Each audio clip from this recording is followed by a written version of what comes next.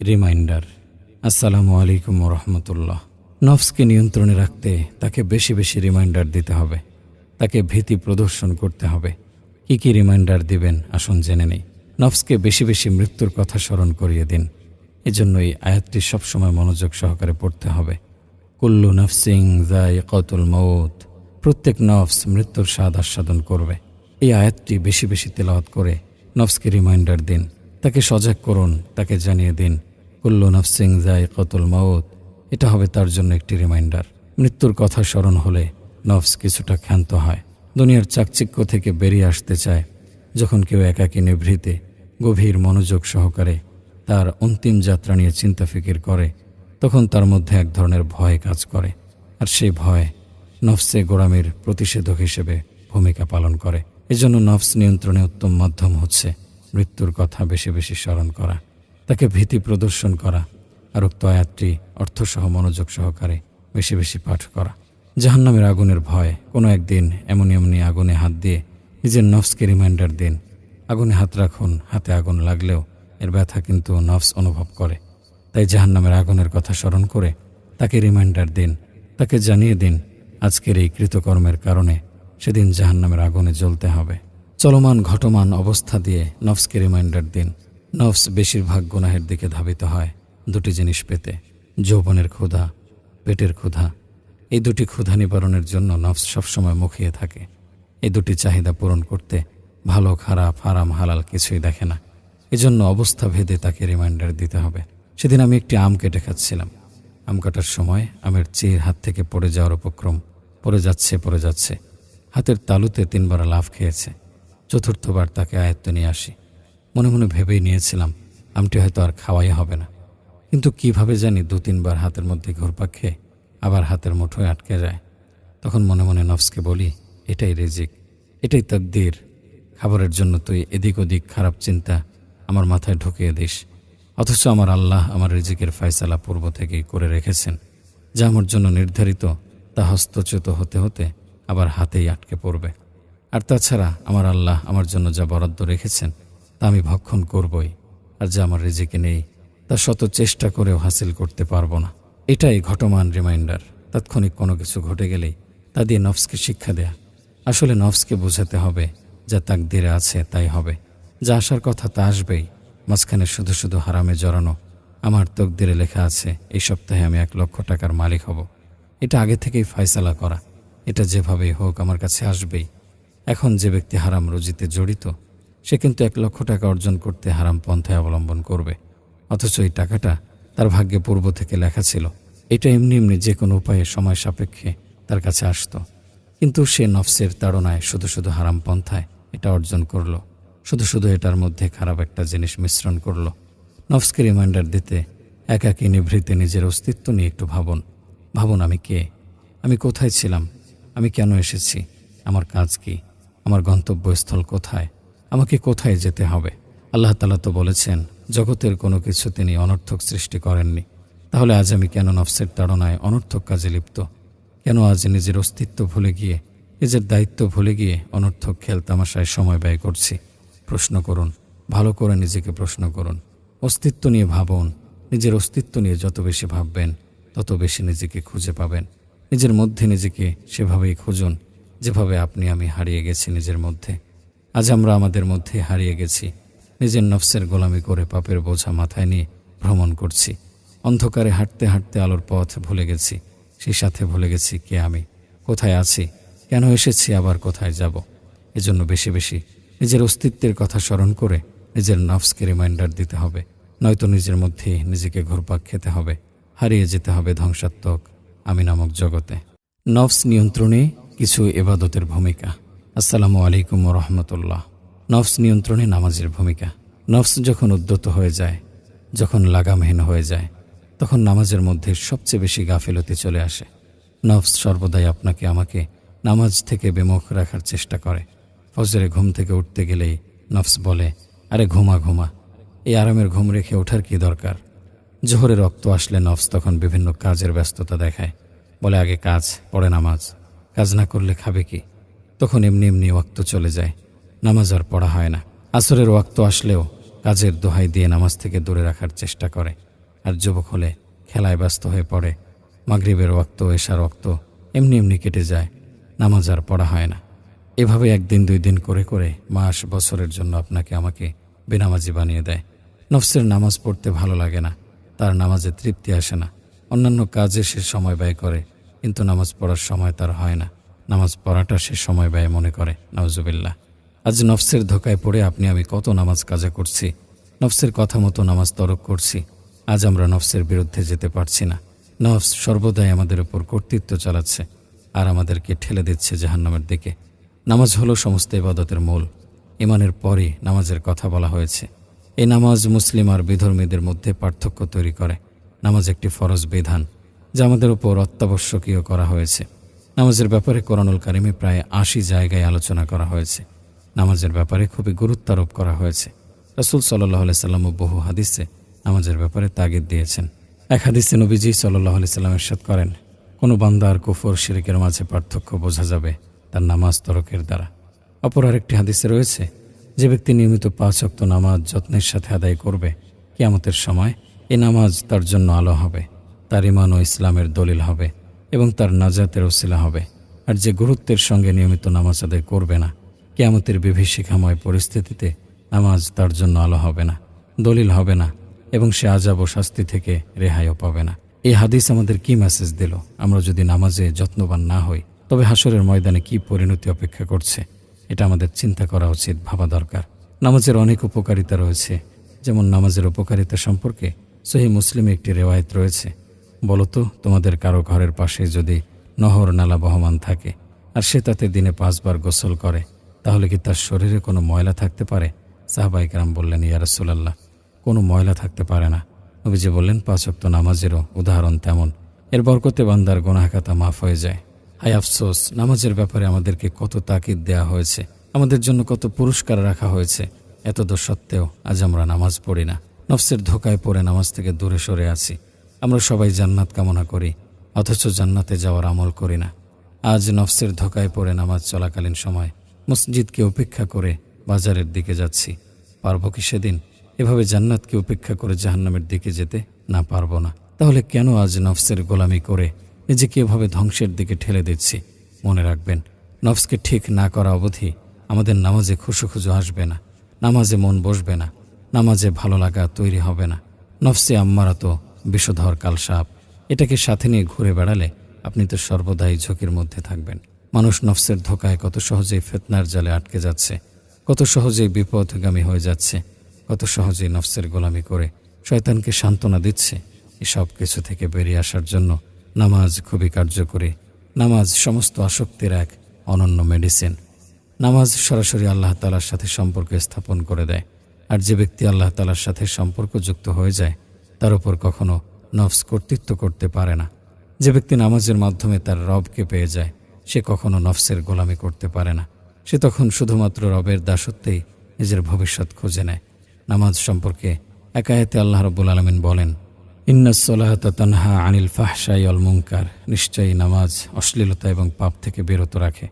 এই আয়াতের দ্বারা বোঝা যায় নামাজ যাবতীয় অশ্লীলতা ও পাপাচার থেকে বিরত রাখে। পক্ষান্তরে নফসের খোরাক হচ্ছে যাবতীয় অশ্লীলতা এবং পাপাচার। এখন নামাজ যদি যাবতীয় অশ্লীলতা পাপাচার থেকে বিরত রাখতে পারে, তখন এমনি এমনি তার খোরাক বন্ধ হয়ে যাবে। আর তার খোরাক বন্ধ হয়ে গেলে সে নিস্তেজ হতে বাধ্য। তাই আসুন নামাজে পাবন্দি করি, নফসকে নিয়ন্ত্রণে আনি। নফস নিয়ন্ত্রণে জাকাতের ভূমিকা। লোভ লালসা কৃপণতা নফসের সাথে সম্পর্কযুক্ত। লোভ লালসা নফসের এক প্রকার প্রবৃত্তি। এই লোভ লালসার কারণে নফস উদ্ধত হয়ে যায়। লোভ লালসা নফসের এক অনন্য ব্যাধি। লোভ ও কৃপণতা নফসের খুবই নিকৃষ্ট স্বভাব। যারা কৃপণ এবং লোভী, তারা জাকাত দিতে হাত গুটিয়ে নেয়, ফলে নিজের নফসকে পরিশুদ্ধ করতে পারে না, আবার নিজের ধন সম্পদও পবিত্র করতে পারে না। লোভ লালসা অন্তর্বিধ্বংসী একটি স্বভাব। এর কারণে আজ অনেকেই ক্ষতিগ্রস্ত।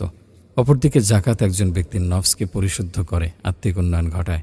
আর তাছাড়া জাকাত একটি ফরজ বিধান, তা অবশ্যই পালনীয়। এতে রয়েছে ফরজ পালনের পাশাপাশি নফসের গোলামির প্রতিষেধক। তাই আমাদের উচিত ছিল জাকাত প্রদানের মাধ্যমে নফসের লোভ লালসাকে দূর করা। কিন্তু আজ আমরা নফস থেকে লোভ লালসা দূর করার পরিবর্তে নফসের গোলামি করে জাকাত প্রদান থেকে বিরত থাকছি।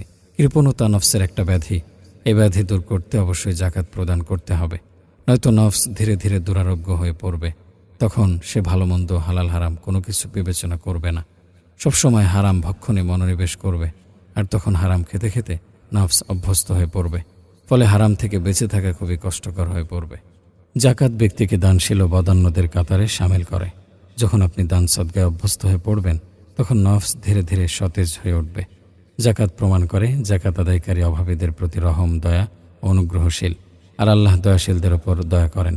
মুসলিমদের ওপর আর্থিক ও শারীরিক সেবা প্রদান অন্তঃকরণকে প্রশস্ত ও প্রফুল্ল করে এবং মানুষের নিকট জাকাত দাতাকে প্রিয় ও ঘনিষ্ঠ করে তোলে। জাকাতে রয়েছে লোভ ও কৃপণতা থেকে মুক্তি। জাকাতের ফলে অভাবীদের অভাব দূর হয় দুনিয়ার অধিকাংশ জায়গায় যাদের সংখ্যা বেশি। জাকাতের ফলে মুসলিমদের শক্তি অর্জন হয় ও তাদের মর্যাদা বৃদ্ধি পায়, কারণ জাকাতের একটি খাত জিহাদ।